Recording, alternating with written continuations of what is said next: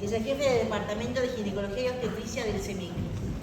Entonces, aprovechémoslo. Por favor, le van a preguntar, porque si no empiezo a preguntar yo. Doctor, gracias, profesor Gaby, un placer. Gracias a la sociedad, al curso y a la sociedad por permitirme dar esta clase. La idea es presentar un poquito introducción del cáncer de cuello, muy somera, presentar un poco la historia del carcinoma microinvasor y después presentar el tratamiento y por último presentar algunas controversias que es lo interesante de hoy en este tipo de cáncer. Cuando vemos el cáncer de cuello uterino, yo no les voy a decir, pero quiero que vean algunas cositas de acá. Por ejemplo, más del 30% de las pacientes son menores de 40 años, por lo cual hay que pensar en una cirugía conservadora. Esto cada vez es más frecuente con el aumento de la edad de las pacientes cuando comienzan su búsqueda de embarazo. Ver en países de desarrollo 14 cada 100.000 mujeres. En Argentina es la tercera en incidencia luego del cáncer de mama y colorectal. Y miren qué diferencia que hay entre en la ciudad de Buenos Aires la incidencia y en Formosa, por lo cual hay siempre una cuestión social y de screening, de posibilidades de que los pacientes puedan hacer un screening en este tipo de cáncer. Esto es las características, como ven, mama primero, colorectal segundo y cervix tercero. Y si vamos un poquito a la historia, este carcinoma microinvasor se describió en 1947, donde decía que eran todas lesiones neoplásicas con una profundidad de invasión de hasta 5 milímetros, medido de la membrana basal. En el 73, la SGO, la Sociedad de Ginecología Oncológica de Estados Unidos, define a esta patología como la invasión del estroma en unos más sitios a una profundidad menor de 3 milímetros y ya sin invasión linfovascular. Esto es lo que decía la Sociedad de Ginecología Oncológica de Estados Unidos. ¿Cuál es la incidencia de este tipo de estadios? Bueno, en Estados Unidos el 50% de los carcinomas son estadio 1. En nuestro país, esta es una estadística del ROFO, 10% de nuestra población son estadio 1 y en el CURI el 12%. El 1 o 3% de las biopsias de sin dosis, sin telefonobiopsia, pueden mostrar una invasión y la mayoría son estadios 1. ¿Cuáles son los factores de riesgo? Esto yo no lo voy a decir, pero bueno, son todos los factores de riesgo para el cáncer de cuello, que ustedes ya saben. Igual después la clase queda acá, ¿no? Así que después la ven. ¿Cuál es la sintomatología? Generalmente esta patología es asintomática en la mayoría de los casos. Generalmente en un control uno encuentra la patología. Por supuesto, en algunos casos puede presentar sangrado vaginal anormal y espontáneo, da sinusorragia, y esto es muy difícil. Ya cuando uno encuentra esto, ya es un carcinoma invasor ya avanzado.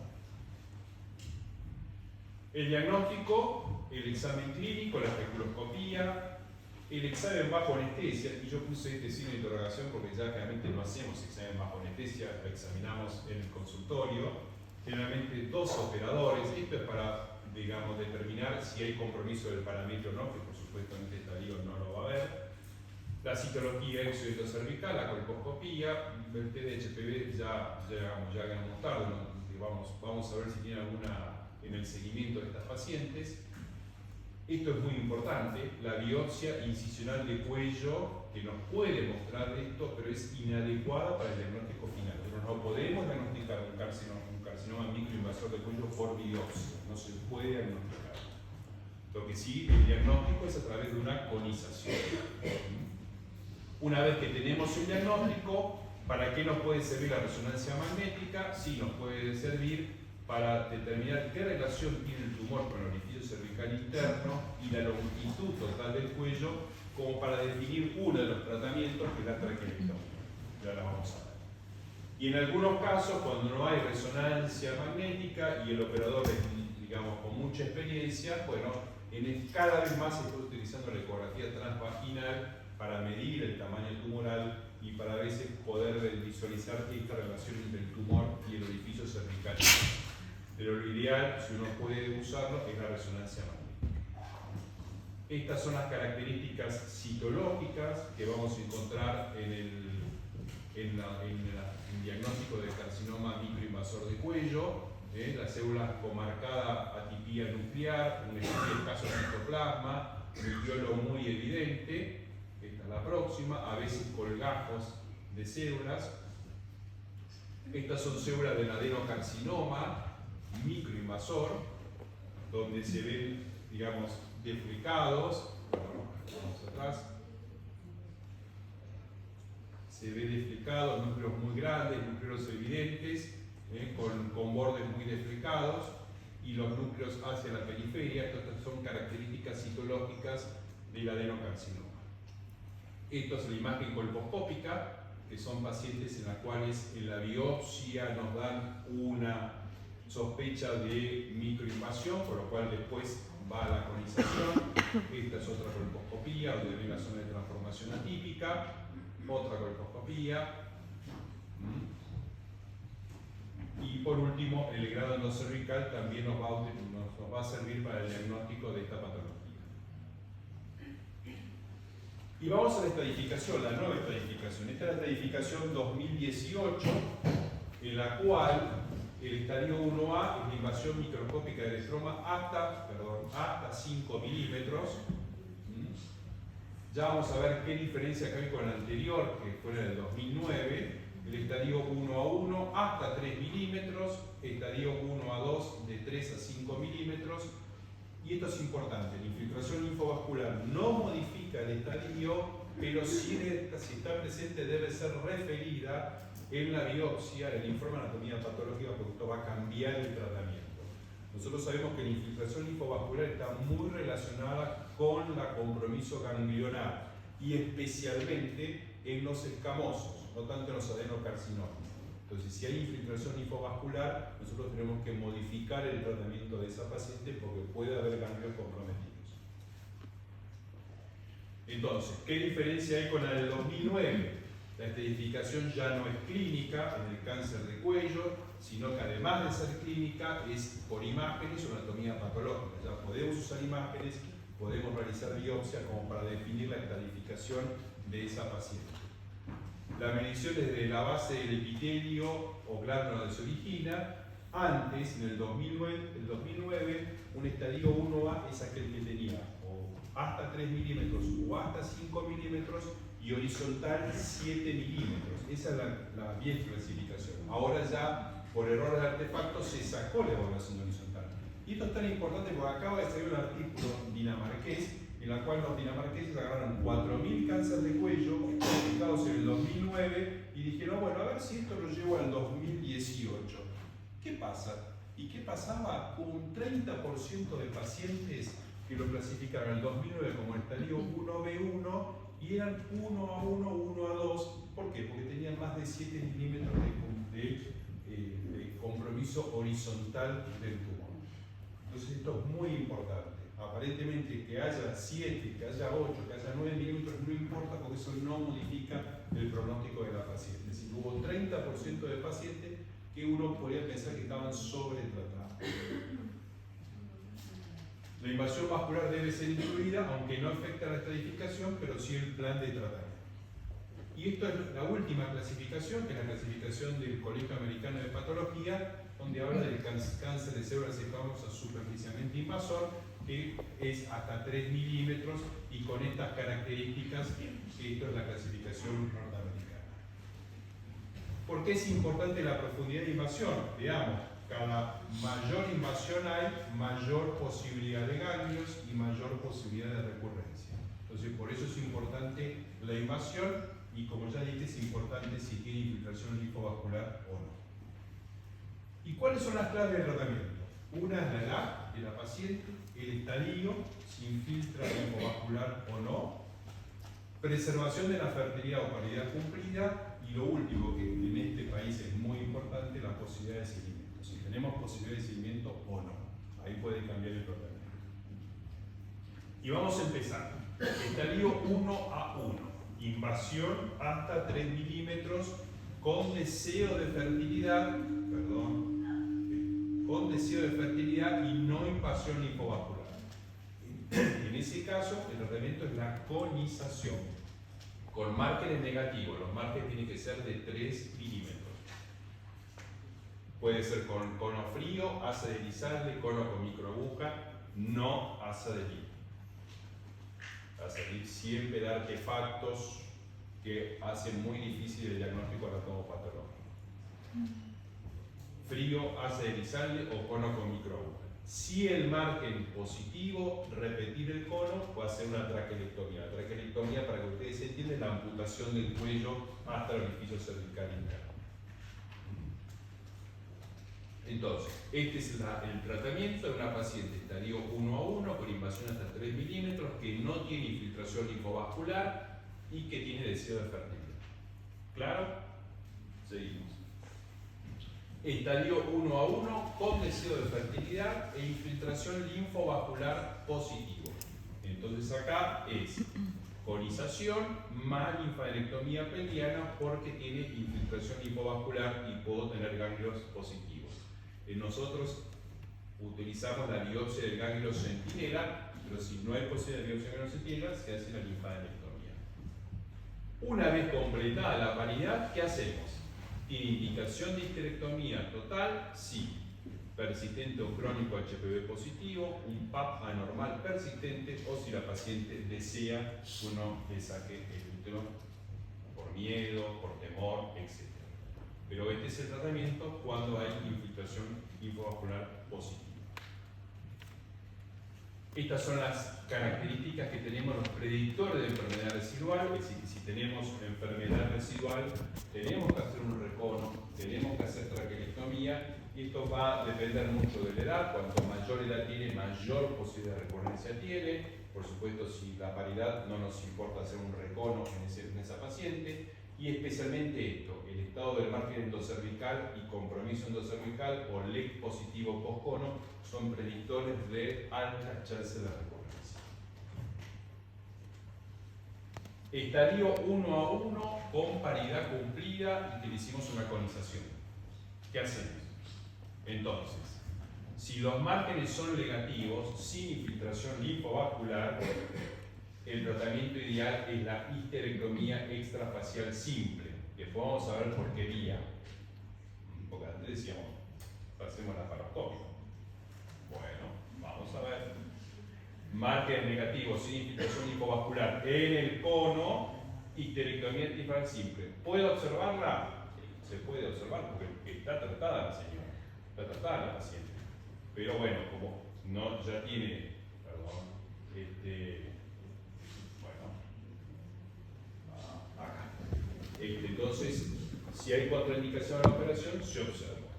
Márgenes positivos con sin o cáncer. Indicación ideal, repetir el cono para evaluar la extensión verdadera. Si yo tengo un cono con margen positivo invasor, yo no sé qué estadio estoy tratando. Y si después le hago un tratamiento quirúrgico, lo puedo estar subtratando. Entonces, lo ideal es repetir el cono. Si no puedo repetir el cono por X razón, bueno, se hace una histerectomía extrafacial, una histerectomía radical modificada, un Piver 2 y linfadenectomía pelviana o ganglio centinela. Es el tratamiento ideal en un estadio 1 a 1 con márgenes positivos en el cono. Pero lo ideal es repetir el cono y de acuerdo al cono, si los márgenes son negativos, hacer una histerectomía.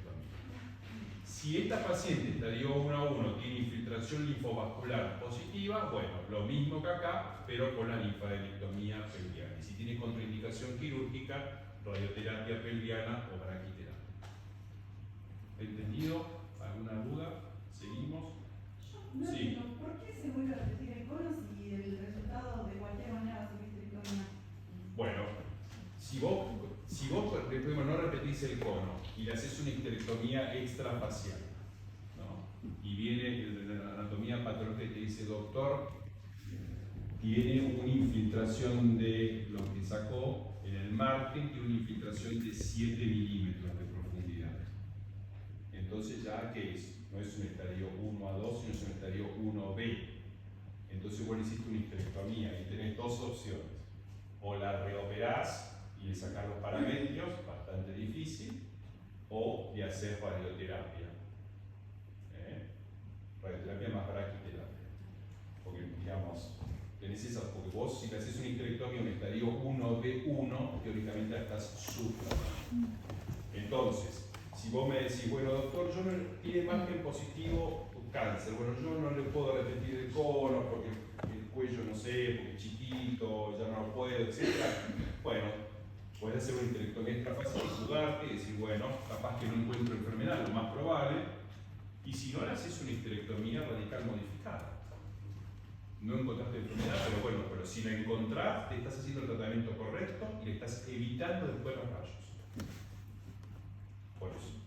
Entonces, lo ideal, si hay cuello, repetir el cono. Seguimos. Estadio 1 a 2, hasta 5 milímetros con deseo de fertilidad. Y ahí que tenemos, cuando uno tiene un estadio 1 a 2 que tiene más de 3 a 5 milímetros, ahí ya empieza a tener la idea de cómo hay que sacar los paramétros, no hay que sacarlos. Entonces, hasta ahora el tratamiento estándar es esto: la traquelectomía radical, es decir, sacar todo el cuello junto con los parametrios, más la linfadenectomía pelviana o ganglio centímetra. ¿Qué es lo que se puede llegar a hacer en un futuro? No es estándar una traquelectomía o cono alto más ganglio centinela y evitar sacar los paramétros. Pero lo estándar es esto. Esto es lo que ustedes se tienen que llevar. Esto puede pasar en el futuro. Uno haga cirugía de escalaciones y cirugía menos. Estadio 1 a 2 sin deseo de fertilidad. Bueno, la histerectomía radical modificada, Piper 2, más linfadenectomía pelviana o ganglio centinela. Si uno lo hace por vía vaginal, operación de Schauter. Y si tiene contraindicación quirúrgica, radioterapia externa más braquiterapia. ¿Claro? Seguimos. ¿Qué son nuestros tratamientos de traquelectomía radical? Este es la traquelectomía radical por vía vaginal con linfadenectomía. Este es Darjal, que es el que comenzó con este tratamiento. Darjal lo presentó en 1994 en la Sociedad de Ginecología Oncológica de Estados Unidos. Por suerte yo estuve ahí y lo que le dijeron más lindo, lo más lindo que le dijeron que era un asesino. ¿Cómo va a sacar este pedacito y va a dejar un cuello con un cáncer de cuello, etcétera? Bueno, a partir de ahí, bueno, hizo una publicación en 2000 con 47 pacientes con 13 recién nacidos vivos. Esto es por vía vaginal. Después tenemos la traquelectomía por vía abdominal del profesor Laszlo Ungar, que puede ser sin conservación o con conservación de la arteria uterina. Nosotros hacemos, ya casi todos hacen sin conservación de la arteria uterina. Si la arteria uterina se clampea y se corta, no hay ningún problema porque la circulación viene por los úteros, por el infundíbulo ovárico. Pero ¿cuáles son los criterios de elegibilidad clínica para traquelectomía radical? Estamos hablando del estadio 1 a 2. Confirmación primero de cáncer invasor. ¿Cuáles son los cánceres, las histopatologías que no pueden hacer la traquelectomía? En las células pequeñas neuroendocrinas, y el adenoma maligno o el adenocarcinoma de desviaciones mínimas, que es un adenocarcinoma de cuello muy agresivo. El estadio 1A con infiltración linfovascular positiva, y el estadio 1A2, y también el estadio 1B1 en pacientes tumores menores de 2 centímetros, uno puede hacer una traquelectomía radical. Acá esto es relativo, una edad menor de 45 años y un deseo bastante importante de preservar la fertilidad, que no haya una evidencia clínica de impedimento de fertilidad, el tamaño tumoral menos de 2 centímetros, evaluación con radiografía de tórax o otra evaluación sistémica, se hace 4 o 6 semanas post-conización y por supuesto consentimiento informado de la paciente, ya que no todavía se hace, pero todavía no es estándar de cuidado en este tipo de pacientes. Así que tiene que haber un consentimiento informado y saber la paciente a qué se lo somete. ¿Cuáles son los tipos de tratamiento? El margen superior de resección del cuello debe ser, es decir, uno debe tomar una muestra en el quirófano y debe hacerse una biopsia por congelación y esa muestra tiene que ser negativa. Y lo primero, antes de hacer la traquelectomía radical, uno debería hacer el ganglio centinela, sacarlo o hacer una linfadenectomía si no se puede hacer el ganglio centinela, y bueno, y está ahí el patólogo para evaluar si hay algún ganglio que le parezca sospechoso, o el ganglio centinela congelarlo, porque si el ganglio centinela es positivo, se aborta la operación. Ya se sabe que en estos casos es mejor no operarla, dejar el cuello y el útero en su lugar y va a radioquimioterapia. Esto ya está estudiado, hay un trabajo último que salió que es mejor hacer eso y no operarla y después hacerle radioquimioterapia. Porque ya es un estadio 3C. Entonces estamos hablando del estadio 1A2 o 1A1 cuando tiene ganglio comprometido. Estos son algunos resultados de la literatura, pero quiero que vean esto. Ojo, no es una cirugía que no tenga, digamos, que no haya problemas en los embarazos. Hay un 10 a 15% de estenosis cervical. Hay pacientes que después hay que canalizarla para que puedan evacuar su menstruación. Esto es bastante frecuente en este tipo de pacientes. Y los embarazos, hay altas chances de parto inmaduro y parto prematuro. No es un embarazo, va a ser un embarazo de riesgo esa paciente.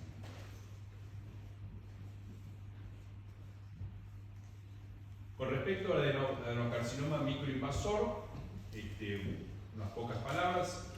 Hay generalmente más o menos más de la mitad tiene una lesión escamosa coexistente. Estos son los factores de riesgo para el adenocarcinoma.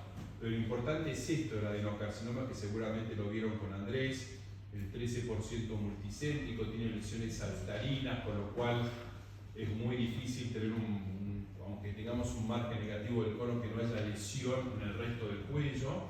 Hay alta chance de multifocalidad. Este es el PAP que generalmente tenemos previo a la lesión.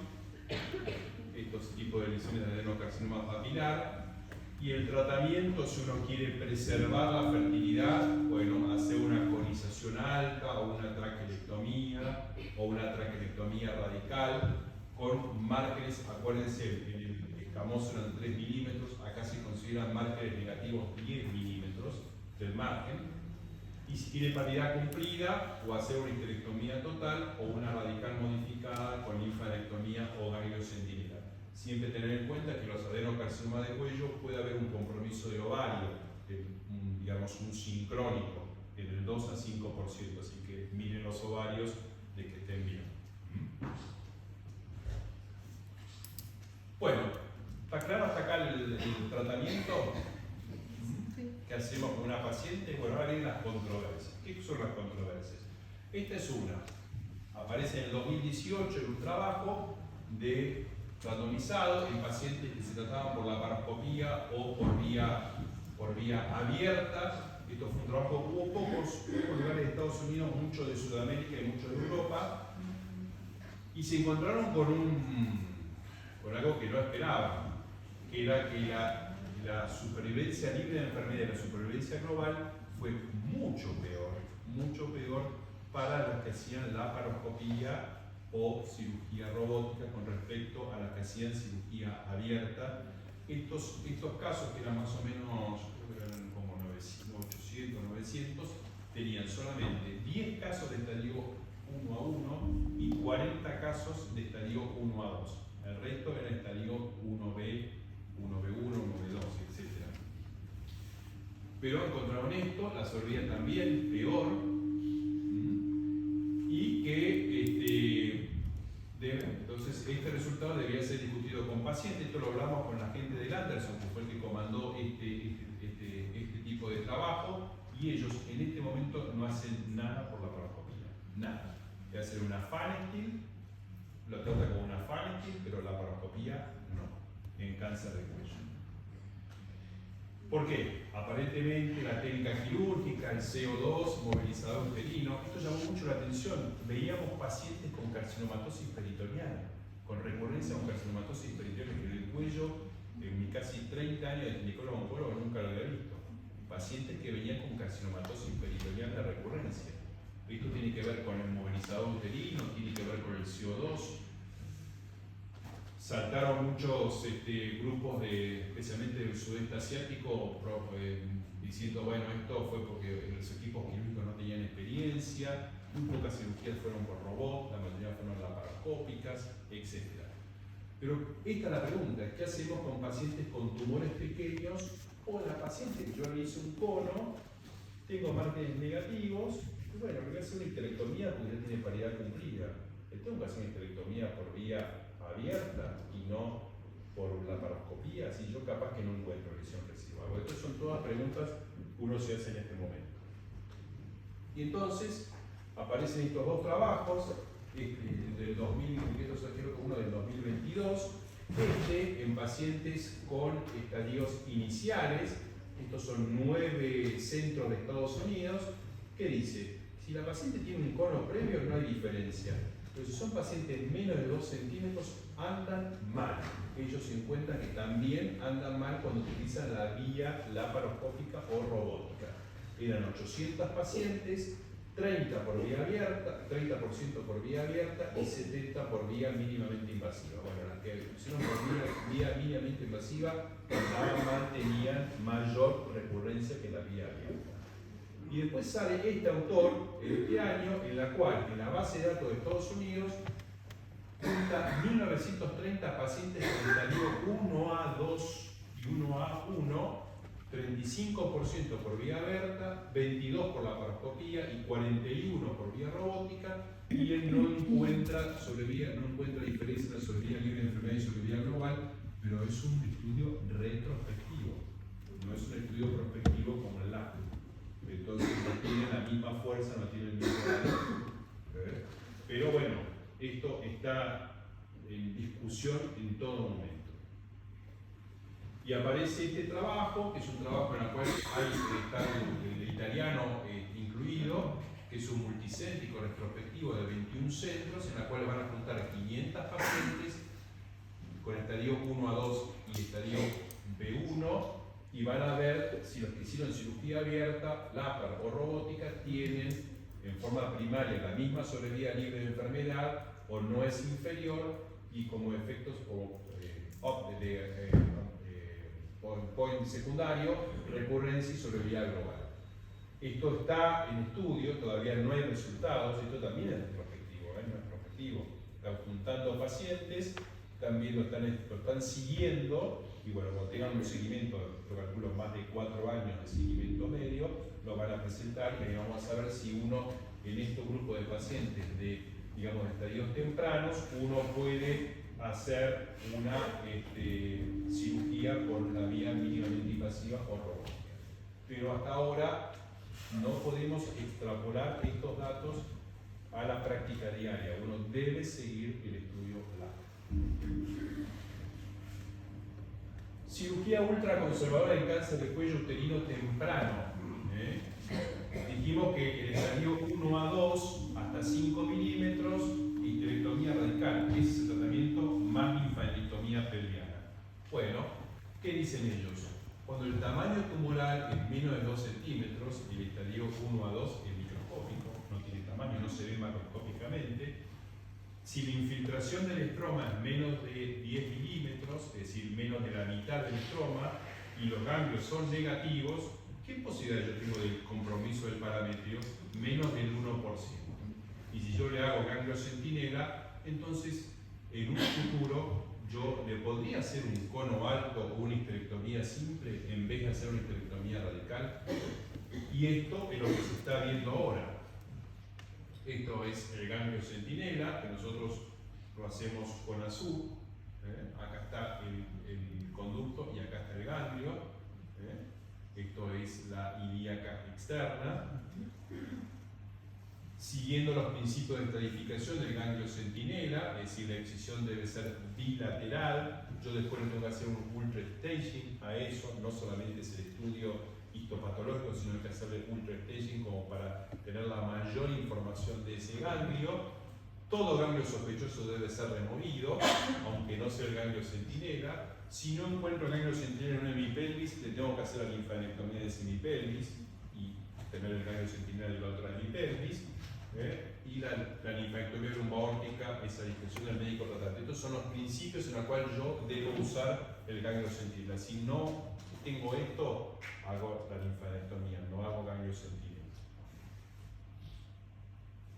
Para evitar esto, la linfadenectomía pelviana es lo que hacíamos, esta es la fosa obturatriz con el nervio obturador, y esto es la resección del parametrio en una histerectomía radical modificada.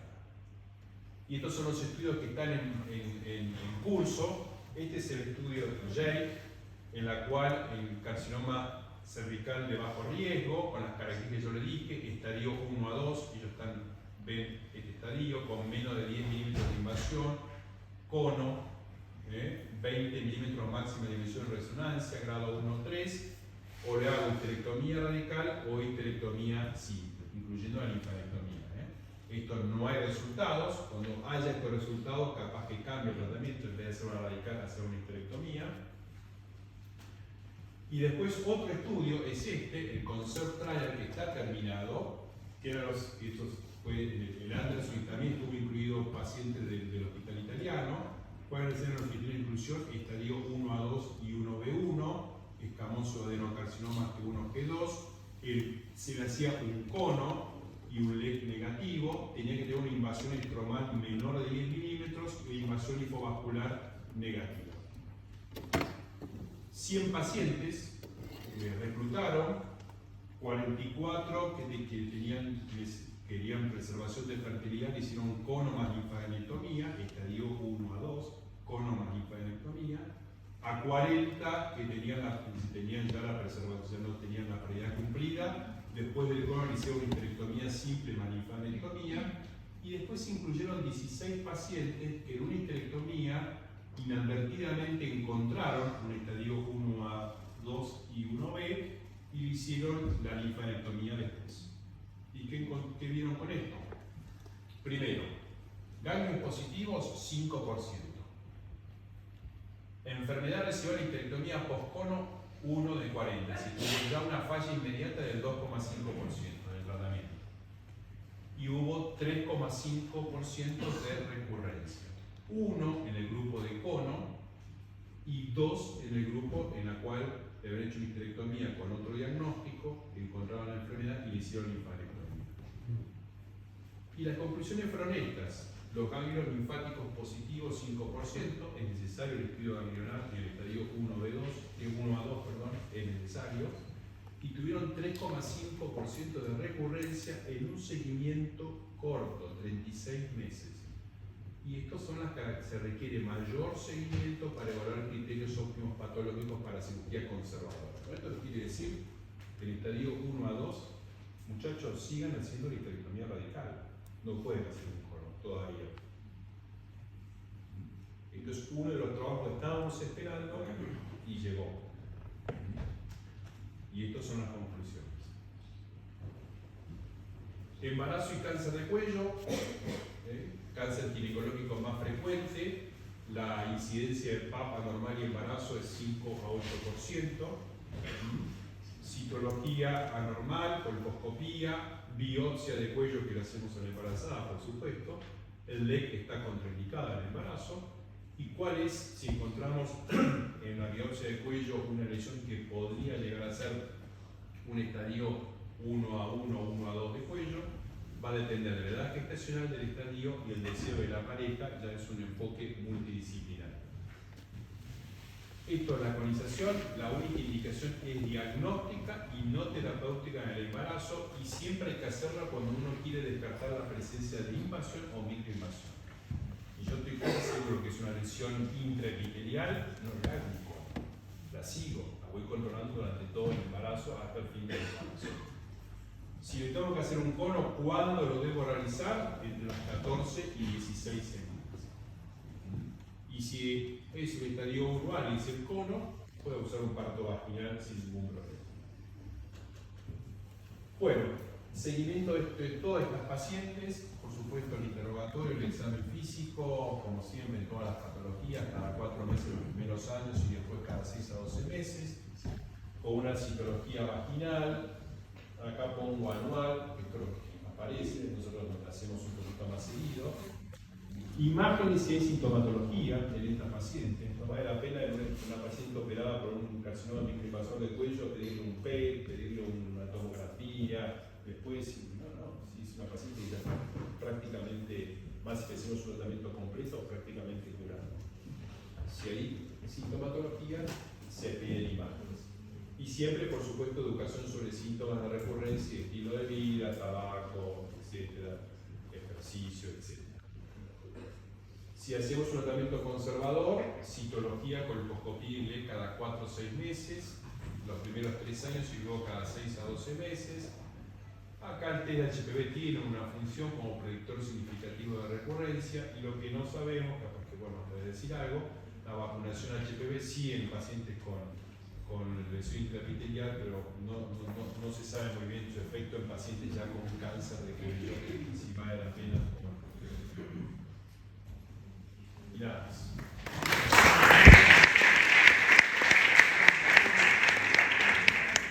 No sé si tienen alguna pregunta. Es muy difícil, digamos, la vía de abordaje, nosotros hay que hablarlo con la paciente. Uno lo puede hablar con la paciente, le puede explicar esto del LAC, qué es lo que pasa, se le puede decir que bueno, que no tenga, si ella no tiene, que puede no tener enfermedad residual, que puede no pasarle, pero hay que explicarle bien, y la paciente tiene que decirlo: yo quiero una vía mínimamente invasiva, porque llegan a hacer ustedes una cirugía, una vía mínimamente invasiva, y tienen la mala suerte que la paciente tiene una recurrencia abdominal y no lo salva nadie. Entonces, hasta que haya algo, algún estudio prospectivo, etcétera, que nos indique que en ese grupo de pacientes uno podría hacer una cirugía mínimamente invasiva sin riesgo, uno debería hacer, aunque sea con una Panepil, pero hacer la cirugía por vía libre. Y otra cosa, a veces es muy difícil en pacientes, por ejemplo, una paciente que hacemos una conización y nos da un estadio 1 a 2, y le vamos a hacer una histerectomía o una histerectomía simple, bueno, o 1-1, perdón, le vamos a hacer una histerectomía simple. Entonces, ¿qué hacemos? Si tiene infiltración linfovascular, le voy a hacer un ganglio centinela. ¿Qué hacemos? La dividimos en 2 la cirugía. Primero le hago el ganglio centinela, veo si es positivo o negativo, y después le hago la histerectomía, o le hago la misma operación del ganglio centinela, que lo mire el patólogo en ese momento, capaz que me dice que es negativo y no es negativo, porque puede ser que tenga una micrometástasis la señora en ese ganglio centinela. Si tiene una micrometástasis en cuello, la micrometástasis como ganglio positivo se trata. Entonces va a ser quimio, radioterapia. Entonces a veces es muy difícil con las cosas de quirófano, con los horarios, y yo decía, bueno, la opero 3 veces. Primero le hago el cono, después le hago el ganglio centinela, y por tercera vez le hago la histerectomía para más seguridad. A veces es muy difícil con la paciente.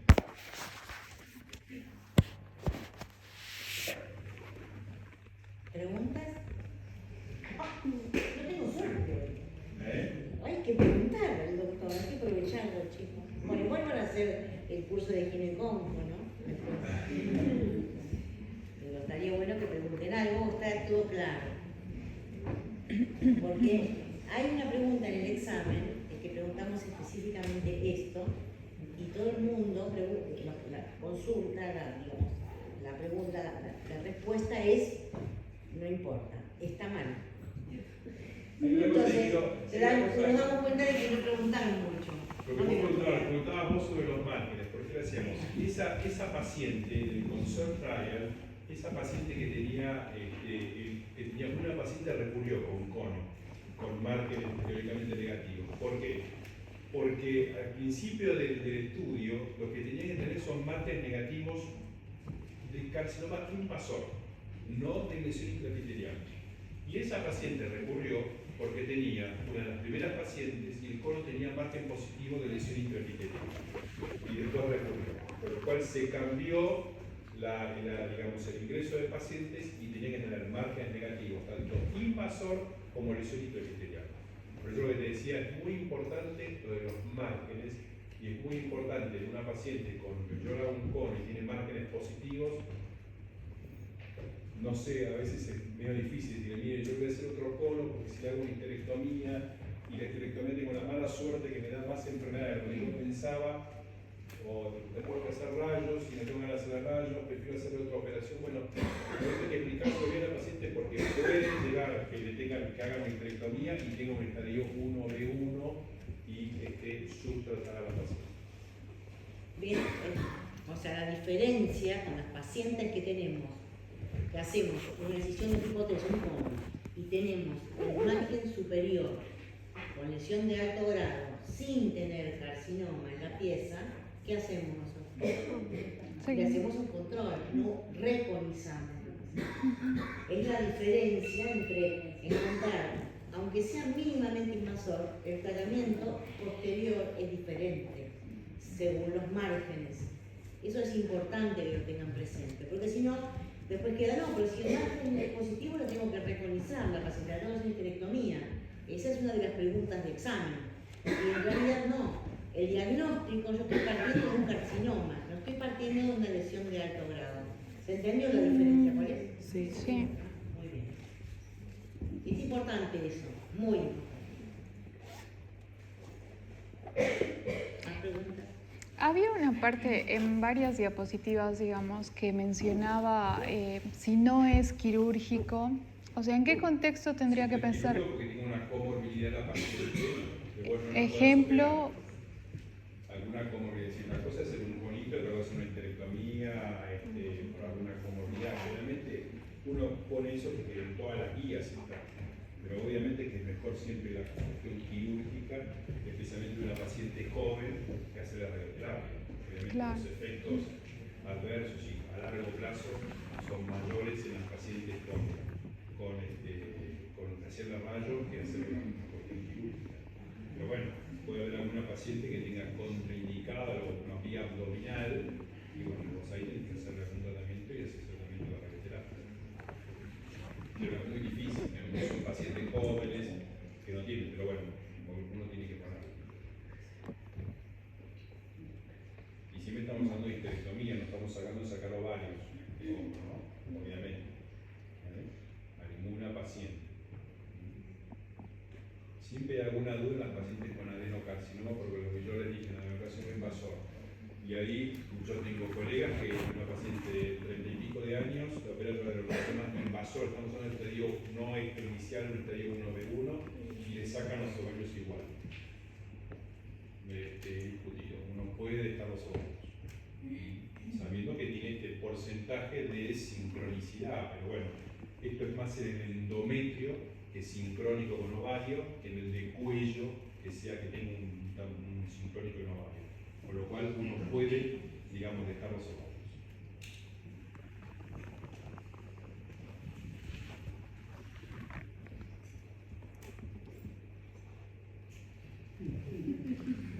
¿Cuál sería la pregunta? Yo tengo una. O una aclaración. Nosotros vimos cómo cambió la clasificación de adenocarcinoma. HPV relacionado y no HPV relacionado. La doctora Lili Díaz esbozó si tiene receptores positivos o negativos. ¿Sí? Entonces, generalmente los tumores adeno, HPV relacionados no tienen receptores hormonales positivos. Pero los de células claras, por ejemplo, que se cambió con el endometrioide, ahora el endometrioide es el último, el células claras es el más importante, algunos de ellos tienen receptores hormonales positivos. ¿Y de dónde sacamos las hormonas nosotros? Pero bueno, entonces hay una pregunta que yo voy a hacer en el examen. Ahí sí se sacan los hormonas. En ese caso, paciente que tiene un adenocarcinoma de cuello uterino no HPV relacionado, voy a solicitar, aparte de todos la inmunistoquímica, converso con el patólogo, digo, ¿podemos hacerle receptores a estos pacientes? Si tiene receptores, la cirugía es con el CDC. Oforectomía. ¿Estamos? Eso cambió hace un ratito, el año pasado, el otro año. Eso que algunos se tendrán que haber ocurrido. ¿Ven? ¿Ven? ¿Algo más?